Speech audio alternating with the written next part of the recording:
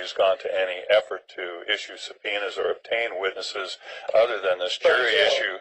Other than I acknowledge that you've been in custody, sir, and that as part of that you waived counsel and you decided not to do anything. So that's kind of where we're at. Where you made it apparent before, last time I spoke to you, that there had been new developments in this, and these can't proceed. These matters have been filed into a superior court. Yeah, if the new developments you're talking about are the federal case you filed or the affidavit here. As well as not being able to obtain the names of the people to call as witnesses. Okay, well, here's what we're going to do. We're going to bring jurors in. If you wish to ask them that, you can. So I object to that. And you can do that, sir. That's your right. So the process is this, that we go through jury selection, and the state's going to ask the jurors questions. You have the right to do so, too, as long as the questions are relevant to whether the jurors can be fair and impartial in your case. So once that's done, we'll pick a jury, swear them in, and then it's the state's job to go forward presenting its evidence. And the state can call witnesses, sir. I object to that, and I have a conflict with this, because you still have not provided your oath and surety bond, your requisite surety bond, as well as she has not provided her oath and surety bond. Okay, and I understand that's your position, sir. And no, it's not my position, it's the law, man. Well, that's what you say, and I disagree with that, so I'm not requiring those things to be provided, and we've made the record of that, so you can appeal if you think it's wrong, or you can take it to federal court. So what I'm telling you, sir, is then if the state calls witnesses, you have the right to ask the witnesses questions if you wish to. When the state's done with its case... Nobody in here can swear in anybody unless they're under oath in the first place. And you're not under oath because you have not provided your oath. As well as this lady, she's not under oath because she has not provided her oath. And once you're again, sir... to your opinion on how things are supposed to go. Yeah, just because you sit up there in that robe and act as a judge, you have not provided your oath. You're a pro tem judge, which your oath is supposed to be filed with the county recorder, which is Dana Jenkins, if you're unaware. Yeah, well, and that's pursuant to statute that you're supposed to go by. Okay. That pertains directly to you. And I understand that's your position against her, but I disagree. So you've made your record on that. If you wish to, if the state offers evidence, you have the right to object. If you have an objection recognized under the Oregon Rules of Evidence, you might as well take me back to my cell because this can't go further. And if you do, you're committing more felonious acts. Okay. And I understand again that's your position, sir. When the state's done with its case, you have the right to call witnesses if you wish to, but you're not required to. You have the right to present other evidence if you wish to, including this recording or whatever you have. And if it's relevant to the case, then I'm required by law to admit it. It's relevant, but the simple fact is, but that's what I can't be sure, as well as you can't be sure, until I have that list of names of the people that were in courtroom 303 on August 24th. All I'm telling you about that, sir, is we're not to the point in the trial where we can take that up. So, well, I'm just trying to explain to you, sir, how we're going to do business and what you could do if you I have wish the name of the witnesses on there to make sure that none of these people are anybody that was in that courtroom who had been tampered with and who has heard slanderous remarks about me and alleged judges' opinions and bias and prejudice. You call out anybody as a juror, and none of them are sufficient because they could have been in that room. Well, that's why we're going to bring them in, sir. They're going to look you in the eye and you can ask them. That's not sufficient for that's you. How it, well, you're all liars to me because you haven't provided your oaths and bonds. That's how it works for everybody, though, sir. So, I'm not everybody. You don't have to the Oregon Republic. And I agree with that. You don't have to call witnesses or present evidence, sir, because you have the right to remain silent and the right not to present any evidence. No one can hold those decisions against you. So, when we get done with this proceeding, each of you can make closing arguments, and at the beginning, each of you could make opening statements if you wish to do that. I don't wish to proceed with this because... And that's fine, sir. That is a choice available to you, which is to sit there and do nothing if that's how you want to proceed. So, I think we've covered what we need to do, but... I don't care what this man says, all right? We have You got to stop telling my counsel to be quiet. We have some jury instructions. Your Honor, before we get to the jury instructions, I just want to complete the record for the state. I have provided Mr. Walker with a copy of the state's proposed jury instructions. In fact, I have included what I would anticipate Mr. Walker's defense to the instructions to be on the final stage special instruction 6. I have provided him with a witness list, an exhibit list, a copy of both of the exhibits that I expect to play here at trial. They're at counsel table in front of him. A bit of a housekeeping matter. We have not been able to effectively provide discovery to Mr. Walker. He is refusing to receive it. I understand that's his right. I just want to let everyone know that we have provided that to him, and it is sitting at counsel table. Additionally, on case number 143990, he's refused our attempts to offer discovery. That is also sitting at counsel table in front of him. And that's a lie, too.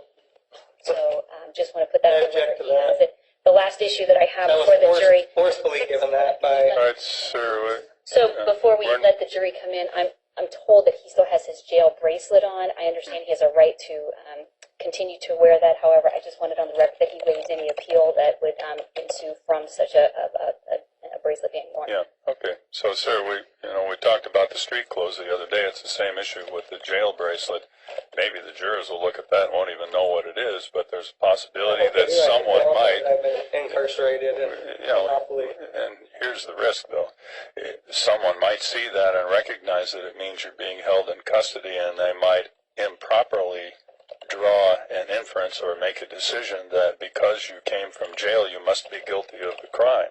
But it doesn't matter because neither of them can be credible because I haven't got a list of this previous stuff that's been requested. Yeah, but we don't want that to happen, sir. So if you wish to remove the bracelet, you certainly could do that, but no one's going to make you do that. So it's up to you. And you can do that, sir. So it's up to you to do that. Then if you do have the jury instructions, sir, I'm going to suggest that you take a look at them because they do sort of give you an outline of how the case will proceed.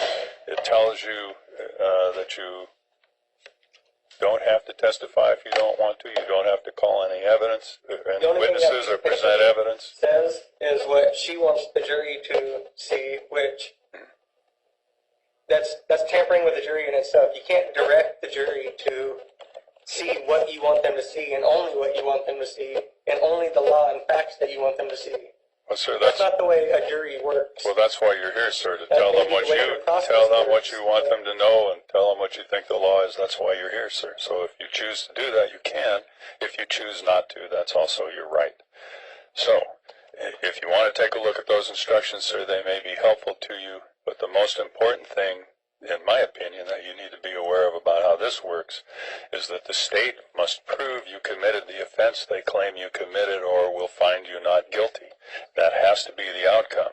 Am I supposed to be innocent until proven guilty? Yes, sir, absolutely. Then how can I be arrested before I'm proven guilty? Well, the law provides for that to occur based on probable cause. So that's the answer to that. Same as applies to everyone else. I object to all this. I object to you saying anything further. And I object to these proceedings going any further. You can do that, sir. And so if you have anything you want the jury to know, you can do that, but you don't have to. So with that, I think we're ready to bring the jury in. Anything else from the state? Nothing else other than, Your Honor, as it seems apparent, there may be some attempt to speak to the jurors. I want it very clear with all of the parties in the courtroom that if there's any attempt after we impanel these jurors, that if there's contact with the jurors, that there may be action against that person. Yeah, okay, so I guess everybody heard that. Does everybody here understand what the district attorney just said? I'm not the guy who would initiate those kinds of things because that's my job, but if the district attorney concludes there's been a law violation, she's saying they'll prosecute. So one of the other things that's just another thing that everybody needs to be aware of because nobody wants to see anyone in the position that Mr. Walker is in having to face criminal charges. So just being forewarned is forearmed there. So anything else?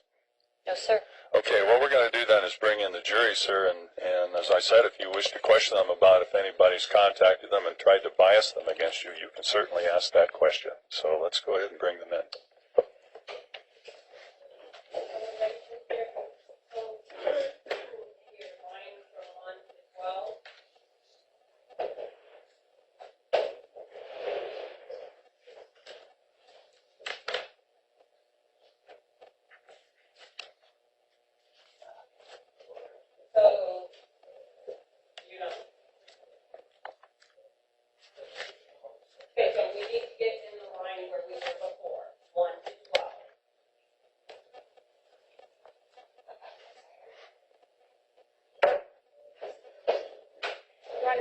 issue before the juror comes in. Okay, so let's make sure they don't come in.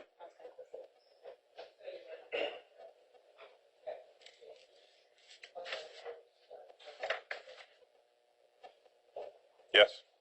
I would like to designate Officer Deputy Bruce McGuire as a representative of the state. I'm not having him sit at council table. He is a witness. I understand that normally witnesses are excluded. You'll see him in the courtroom. I've just asked him to step away from council table so that we can just get this going, that he is a representative of the state, and he's also a witness. Okay, so I object to that. you can do that, sir. I think it's allowed for under the evidence code, so I'll grant the request. I object to that too. Thank you, sir. So we're ready for the jury now? All right. Great, thank you. Yes, please.